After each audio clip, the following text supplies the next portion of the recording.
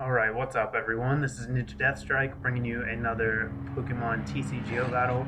And I'm using my Mew Box deck once again.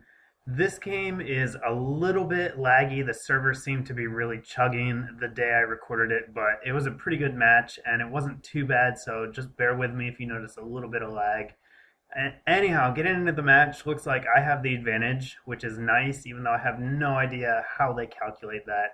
I'm going to go ahead and pull up my opponent's stats here. His name is Dondi Ditto. He's got 194 wins, which is pretty solid. It means I should be in for a good competitive match here. I don't get an ideal start. I have that Soul Yanma there in the lead, but I do win the coin flip, so I get to go first, and I have a collector in my hand. So I'm going to go ahead and play that. You can see that lag there where it freezes. And I'm going to use it to look through. I'm going to end up grabbing a Mew just because I always want Mew on the first turn if I can get it. And then I'm going to grab two Oddishes. Now, it may seem a little bit odd for me to get two of them since I only need one Vileplume, but with the advent of the Emerging Powers set and the card they released called Catcher, it lets your opponent drag something you have onto your bench into the active position. And since Oddish only has 40 HP, it's very easy to kill it in one hit.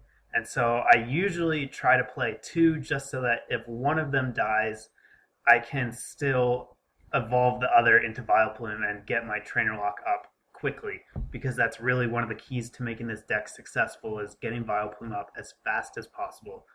Now, since I don't have any energy on Yanma, I'm able to retreat him for free, and I'm going to go ahead and see off Muck, which is my optimal first turn in almost every match. You always want to lead with a Mew if you can, and you almost always want to see off a Muck. There's a few times that's not the best play, but generally it's a good idea to get that out as soon as possible so you can start disrupting your opponent's bench. So he's going to put a special dark energy onto his Zora, and that is going to let him do 20 damage to me thanks to the damage boost. And I'm going to go ahead and put the second Mew on my bench, and I'll probably put the grass energy on it as well, just so I will have it ready to go if I need it. Going to evolve into Yanmega Prime, and since I have Copycat, I have the option to match hand sizes right away and then take out that Zora with a free Sonic Boom, and I believe that's what I'm going to do. It was tempting to go ahead and see off Jumpluff as well, but it's really going to be more advantageous to just take out that Zora before it gets a chance to evolve into Zoroark and copy my attacks.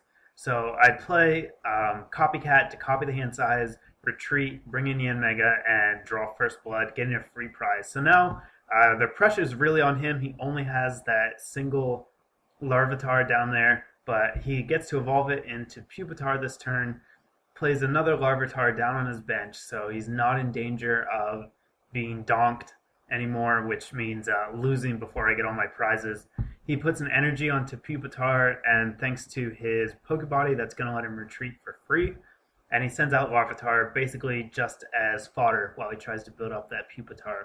So I draw into a Gloom, which is nice, getting me one step closer to Vileplume, and it will protect one of those Oddishes from being sniped. So I'm going to go ahead and evolve that now. And since I don't have any way to match his hand size, my best option is going to be probably to retreat back to the bench and do something with Mew. So I'm going to get Yanmega out of there, send in Mew, and I believe I will see off this turn since there's no point in dragging Pupitar out. It's got free retreat since it has that energy attached to it. So instead, I'm going to look for something to send off. Unfortunately, I can't send off Jumpluff since it's in my hand. So I'm going to have to pick something else. And looks like he's running a pretty heavy energy deck, especially if he is running Tyranitar Prime. So Appam would have been a decent choice, but I decided to go for Manaphy since if I need to refresh my hand, I'll be able to use Deep Sea Swirl and shuffle my hand into my deck to draw some more cards. So that's always a nice ability to have. And I can't really do anything else this turn, so kind of a wasted turn for me, but what can he do? Now he's going to put another special dark energy onto Larvitar and retreat it back onto the bench, send out his Cleffa, and that's going to let him eke, which will give him a new hand of 6 cards. And it puts Cleffa to sleep, so as long as she's asleep, I can't damage her, and she doesn't wake up this time, so I won't be able to damage anything in the active spot. I draw into a collector. I guess I'm going to play that now and go ahead and get a Sunkern since I have that Sunflora in my hand. If I can get a Sunflora onto the bench, that'll give me some extra draw power and let me get up the rest of my Yanmegas if I need them for later. Gonna go ahead and grab another Mewtwo just because they tend to die pretty quickly and you kind of need to be quick to replace them. So I'm not going to put Mew on the bench now though. Since I already have 2, I'm going to go ahead and put Sunkern down and attach a Psychic Energy to Yanmega. That way I have... Oh, no, looks like I'm going to put it on Mew, so never mind. I would have had the ability to snipe with a linear attack had I put it on Yanmega, but I guess I wanted to be able to Sludge Drag with both of my Mews. And now I can match hand sizes, so I'm going to go into Yanmega, and it looks like I'm going to take a shot at the benched Larvitar, hoping I'll be able to knock it out before... Oh no, I go for Pupitar. Hit Pupitar for 40, hoping I can be able to knock it out before it gets a chance to evolve again. And Cleffa stays asleep, which is great for me because it means he can't retreat it this turn since it's sleeping unless he has a switch. That's the only way to get it out of the active spot. Unfortunately for me, he's got another special dark energy, so he had 3 of those right off the bat, which, I mean, was pretty lucky for him since you can only run 4 in your deck. And he's got Tyranitar Prime, and that thing is a monster. I mean, look at that, 160 hit points. It's second only to Wailord, I believe. That was 180, and it's a lot scarier than Wailord because it can do some major damage. So it is stuck on the bench since he can't get his Cleffa out of the active spot, but when it comes in, it's going to wreck house. And now I see that he's got a switch too. So, I mean, he really drew into pretty much a perfect hand with that Cleffa. And now he's going to Oak and get another new hand. And he gets a potion, so Tyranitar is almost at full health. It's got 150 hit points. And it uses its attack, Darkness Cry, which hits every Pokemon that is not a Dark type for 20 damage. And that is going to hurt. It almost takes out Oddish and almost takes out one of my Mews as well. So luckily I have Sunflora, meaning Sunkern's not going to be in immediate danger of getting KO'd. And now that I do have Sunflora, I'm going to use his Pokemon Power Sunshine Grace to grab a Vileplume and finally get my Trainer Lock up. I think it's what, turn 4 or 5? Which is too late. Ideally, you want to have Vileplume up turn 2, turn 3 at the absolute latest. So I'm going to go ahead and get Vileplume here and evolve my Gloom into Vileplume while the game decides to lag some more. So now I finally have Trainer Lock up. If I had had it up the last turn, he wouldn't have been able to use that switch, but couldn't get it up in time, so oh well. And now I'm going to retreat. Don't want Yanmega to die. I'm going to send out Mew instead and try to trap something into the active spot. So I'm going to go ahead and Sludge Drag. And I think I'm going to pull that Larvitar out here and just hope that he doesn't have another energy to be able to retreat it. Even if he does, it's going to be okay because the poison's going to put it at 30 damage, meaning that if he uses Darkness Cry one more time without evolving it, it is going to end up KOing both his own Cleffa and his Larvitar. So even though he's going to take out my Oddish and my Mew, he's going to KO 2 of his own guys, so it's kind of a stalemate. We're both going to draw 2 prizes, and I'll maintain my 1 prize lead. So he uses Interviewer's Questions, does get a Dark Energy, so he's able to get Larvitar out of there, brings Tyranitar back in, and I think he's going to go, yeah, he goes for Darkness Cry again here, takes out both Oddish and Mew, but also takes out his own Larvitar and Cleffa, so we're both going to draw 2 prizes. Now, he could have used his attack just to take out my Mew, and honestly, that probably would have been the better choice on his part because he just killed his entire bench. Like, if I take out that Tyranitar now before he draws another basic, it's game over. So I'm going to go into Yanmega right here, I think, just to, because it has free retreat costs, so if I want to retreat it on my next turn, I'll be able to do that for free. I'm going to put Mew and my second Yanma down on my bench, and I'm probably going to attach that Psychic Energy to Mew here in a second. Or I'm just going to copycat right off the bat. Let's see. Oh, yeah. There we go. Good play. Glad I did that.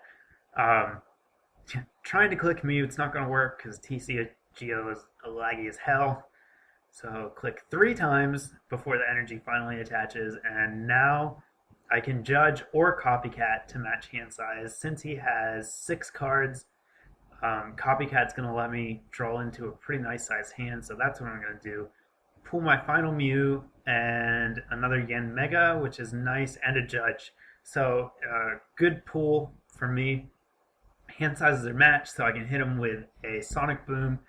He's at 80 damage now, so he's got 80 hit points left, putting him just out of the range for another Sonic Boom KO.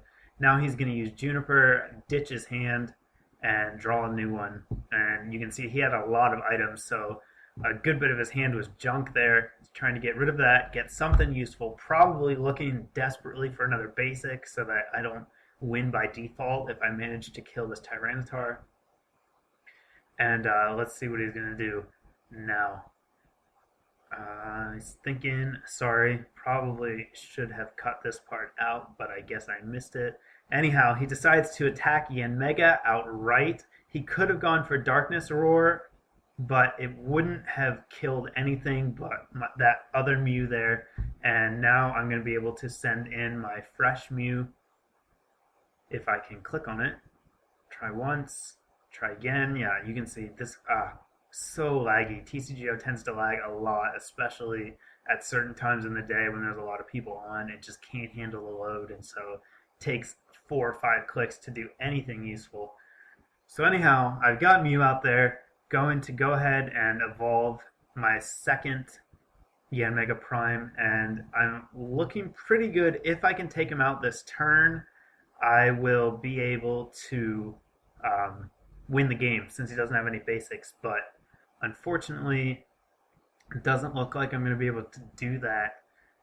I should have just gone for a mass attack with my other Mew, but I guess this will work too. That's right, that's what I decided to do. I'm going to go ahead and use Seoff to put Jirachi into the Lost Zone, and so now it's basically checkmate. Like, even though he's got that Tyranitar out there, he can't kill all of my Mews the next turn. Specifically, he can't kill the one that's active and the one on the bench. He can kill one or the other, but not both of them at the same time. And so, whichever one he doesn't kill is going to end up taking him out with a pretty cool move next turn. So he uses Sharon here, looking for that basic to save the game, but he's not going to be able to get it. And now he basically has to pick which Mew he wants to lose to. So I believe he's going to choose to go for his second attack. I forget what it's called, Sharp Claws or something like that, and take out my active Mew. Let's see what he decides to do. Again, another big chunk of nothing that I probably should have cut. So sorry, guys.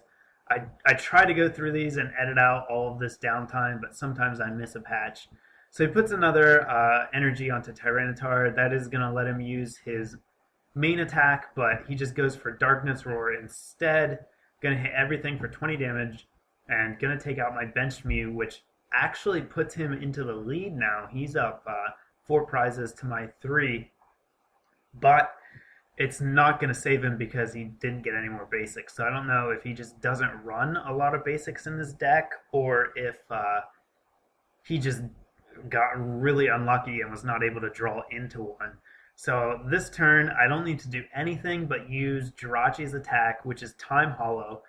And what Time Hollow does is for each psychic energy you have attached, it lets you choose one of your opponent's Pokemon and remove an evolution stage from it. So I'm going to actually devolve Tyranitar into Pupitar. Pupitar only has 80 hit points, so that's going to end up knocking him out. He doesn't have a basic, and so I win the game by default. So that was a really nice play at the end. I wanted to post it because I thought it was a pretty cool way to end things. And as I mentioned in my last video, I've got a couple of new decks to showcase next week. If you guys want to let me know in the comments which deck you enjoy watching the most, I can post some more videos with that. If you don't really care, I'll just post whatever I want to. I also might be doing a deck showcase of this Mew deck. If that's something you guys would be interested in, let me know. And stay tuned, guys. I'll have more coming your way shortly. Thanks.